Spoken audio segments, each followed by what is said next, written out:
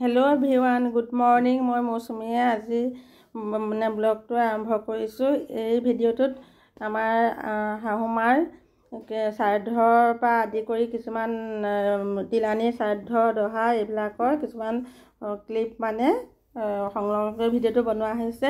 তেনেকৈ ভিডিঅ' বনোৱা হোৱা নাছিলে, ডাইৰেক্টলিকৈ অকণ ক্লিপ ৰাখি থৈছিলোঁ। কেনেকৈনো আমাৰ নীতি নিয়মখিনি কৰা হৈছিলে সেয়াই। ৰাতিপুৱা এয়া আকৌ আমাৰ ল'ৰাই দিছিলে, যিয়ে শ্মশানৰ যে এনেকৈ জ্বলোৱা ক্লিপ, সি গৈছিলে, সিয়ে এয়া অকণমান ক্লিপ দি দিছিলে আৰু মই ইয়াতে এড কৰি দিছোঁ আৰু কৰোঁতে কি বুলি কয় এডিটিং কৰোঁতে। এয়া আকৌ নদীৰ পাৰত আমাৰ তিলানীয়ে কৰিছে নে দহাৰ দিনাৰে কৰিছে, দহাৰেই হ'ব লাগে। এয়া নদীৰ পাৰত কৰিছে। আমাৰ হিন্দু ধৰ্মৰ নীতি নিয়ম, আমি যিহেতু বামুণীয়া হয়, পুৰোহিত বামুণ লগাই পেলাই নদীৰ পাৰত শ্ৰাদ্ধ কৰা হয়, তিলানী কৰা হয়, দহা কৰা হয়।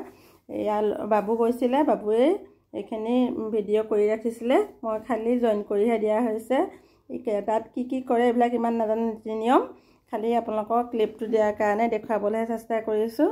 এয়া যথাবিহিত নীতি নিয়মৰে পিণ্ড দিয়া হৈছে নদীৰ পাৰত আৰু বহুত নিয়ম থাকে। আগতে পোৱা নাছিলোঁ, এইবাৰেই পাইছোঁ। তেনেকৈ একেবাৰে প্ৰথমৰ পৰা শেষলৈকে এইটো হেৰিয়তে মোৰ ফাৰ্ষ্ট এক্সপিৰিয়েঞ্চ আৰু এনেকৈ পোৱা নাছিলোঁ আৰু তেনেকৈ কোনো ঢুকুৱাও নাছিলে বা নিজাববীয়াকৈ এনেকৈ পোৱা নাছিলোঁ। এই নদীৰ পাৰতে দেৱে কিবা কৰি আছে, পিণ্ড চিণ্ড দিয়াৰ। আৰু আমাৰ বামুণীয়া নিয়মত দহাৰ দিনাখনেই চুলি তুলি কটা হয়। এওঁলোকেও দাদা আৰু মিষ্টাৰে চুলি তুলি কাটিব আৰু এয়া বহুত বস্তু যোগাৰ লাগে বামুণীয়া নিয়মত। যিসকল বামুণীয়া হয় তেওঁলোকে জানে কিমান বস্তু লাগে এয়া শ্ৰাদ্ধ কৰিবলৈ, দহাৰ কাম কৰিবলৈ, তিলানীৰ কাম কৰিবলৈ বা শ্মশানত জ্বলাবলৈ যাওঁতেও বহুত নীতি নিয়মৰ মাজেৰে কৰা হয় আৰু নদীৰ পাৰত কৰা হয় এইবোৰ কাম। মৃতকৰ যিবোৰ কাম হয় সেইবিলাক নদীৰ পাৰত বা পুখুৰীৰ পাৰত এনেকৈ পানীৰ কাষত কৰা হয় আৰু বহুত বস্তু যোগাৰ কৰি নিবলগীয়া হৈছে। যিহেতু নদীখন অকণ দূৰত আছে, এওঁলোকে গাড়ীতে এয়া বস্তু সকলো লৈ গৈছে। সেইপিনে দাদাই চাই আছে একেবাৰে নদীৰ পাৰত। এয়া দহাৰ দিনাখনে মোৰ কনফিউজ হৈ গৈছে কোনটো দিনাখন। তিলানীৰ দিনাখনৰো ক্লিপ দিছিলে, দহাৰ দিনাখনৰো ক্লিপ দিছিলে। সেইকাৰণে এইখিনি আৰু চাই পেলাই ইমান বুজা নাযায় আৰু কি ক'ত কৰিছে। ময়ো সেয়া এনেকৈয়ে হেৰি কৰিছোঁ। এয়া আকৌ শ্ৰাদ্ধনে এয়া চুলি কাটিলে নহয়, দহাৰ দিনাখন আমাৰ চুলি ঘূৰাইছিলে। এয়া মানুহসকল আহিছে, আমাৰ এয়া পৰিয়ালৰ মানুহো আহিছে। তেওঁলোকেও যিহেতু ব্ৰত ৰাখিছে আৰু তেওঁলোকৰ সেইটো চোৱা আছে, যিহেতু মৃতকৰ চোৱা। এইজনী আকৌ এওঁলোকৰ মামাকৰ জীয়েক, সিহঁতো কেতিয়াবাই আহিলে। এয়া মাৰ ফটোখন ইয়াতে আমি চাকি ধূপ জ্বলাই পেলাই এনেকৈ দিছোঁ। এয়া গোপিনীসকলে মাৰ যিহেতু জ্যেষ্ঠ নাছিলে আৰু শোক প্ৰস্তাৱ দি পেলাই এখন স্মাৰক দিছিলে, সেইখনো ফ্ৰেম কৰাই আনি থোৱা হৈছে। এয়া ইয়াত কৰি আছে, দহাৰ কাম কৰি আছে, এয়া শ্ৰাদ্ধ কৰিছে। এয়া মাইনাই ৰখি চাই আছে নিয়মবিলাক। এইটো শ্ৰাদ্ধৰ দিনাখনেই ক্লিপ হ'ব পাৰি। আৰু এফালে যিহেতু কিবা মাৰ কিবা পোকৰ লগা বুলি কয়, সেয়া লাগিছে। এয়া শ্ৰাদ্ধৰ দিনাখন এয়া আলহী আহিছে, এয়া মাৰ ভাগিনীয়েকহঁত। আৰু এইফালে এয়া দাদাই কথা পাতি আছে। এনেকৈ এজন দুজনকৈ মানুহ আহিছে আৰু শ্ৰাদ্ধৰ দিনত ইমানেই ৰ'দ আছিলে আৰু পোকৰ লগাৰ কাৰণে এয়া বিষ্ণু পূজা পাতিবলৈ দিছে। আৰু এইটো ৰুমত এয়া বিষ্ণু পূজা কৰি আছে পুৰোহিতে। এফালে শ্ৰাদ্ধ কৰিছে, এফালে বিষ্ণু পূজা কৰিছে।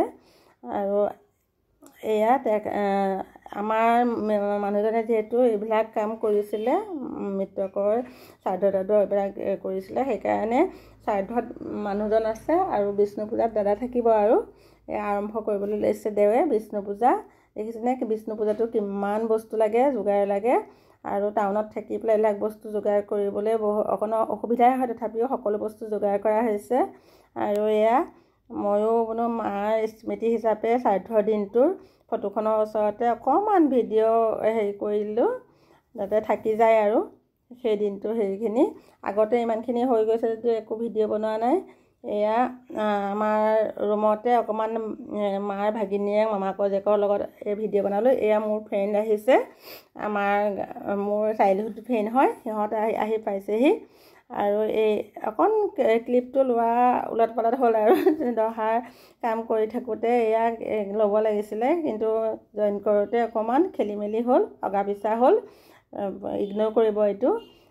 সেয়া দহাৰ দিনাখনৰে হেৰি, কাৰণ যিহেতু চলি আছে, দহাৰ কাম কৰিবলৈ যাওঁতে এয়া কৰিছিলে নদীৰ পাৰত, আৰু বাবুৱে দিছিলে এইবিলাক, আমিতো যোৱা নাইকিয়া, বাবুৱে যেনে তেনে অকণ অকণ কৰি দিছে, আৰু সিও ইমান বিশেষ ভালকৈ নাজানে। এওঁলোকে যিখিনি হিন্দু ধৰ্মৰ মৃতকৰ ৰিচুৱেল হয় সেই সকলোখিনি কৰা হৈছে। আৰু আমাৰ 10 দিনত দহা, 11 দিনত শ্ৰাদ্ধ, আৰু 12 দিনত ভোজ, মানে মৎস্য স্পৰ্শ, সেনেকৈ কৰা হয়। আৰু আমিও সম্পূৰ্ণ নীতি নিয়মেৰে মাৰ হেৰিখিনি পালন কৰিছোঁ। আৰু এতিয়া ঘৰখনত কিবা মানে এতিয়া মানুহখিনি আছে কাৰণে অকণ ভাল লাগি আছে, কিন্তু যেতিয়া মানুহখিনি যাবগৈ তেতিয়া সঁচাকৈ উৰুঙা লাগিব, কাৰণ যিসকলৰ ঘৰত জ্যেষ্ঠ মানুহ থাকে তেওঁলোকে জানে তেওঁলোকৰ নাইকিয়া হ'লে কেনেকুৱা অনুভৱ হয়।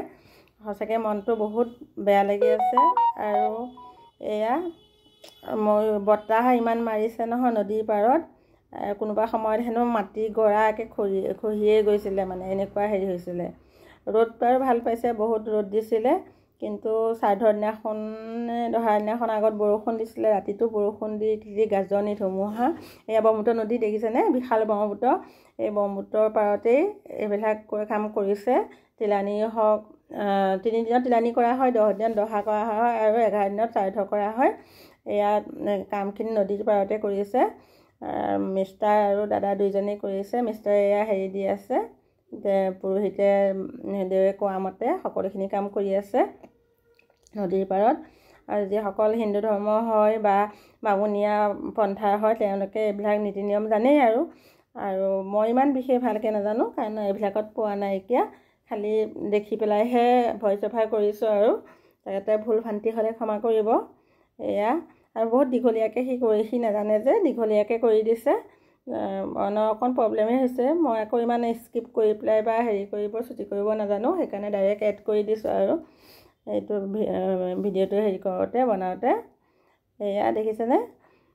আৰু এওঁলোকেও মাকক অত বছৰৰ মূৰত, বহুত বছৰেই থাকিলে, 81 বছৰ জীয়াই আছিলে। 1943তে মাৰ হেনো জন্ম অফিচিয়েল হেৰি মতে, আৰু 21 ছেপ্টেম্বৰত তেওঁ ঢুকাইছে সন্ধিয়া 6 বজাত, সেইমতে 81 years হয়। গতিকে ভালেখিনি দিন তেনেকেই আছিলে, বিচনাতো পৰি আছিলে, প্ৰেছাৰ ষ্ট্ৰক হৈছিলে। আৰু সেইদিনাখন সন্ধিয়া চকুৰ সন্মুখতেই আমি হেৰুৱালোঁ মাক। গতিকে তথাপিও তেখেতৰ আত্মাই যেতিয়া শান্তি পায় তাৰেই কামনা কৰিছোঁ।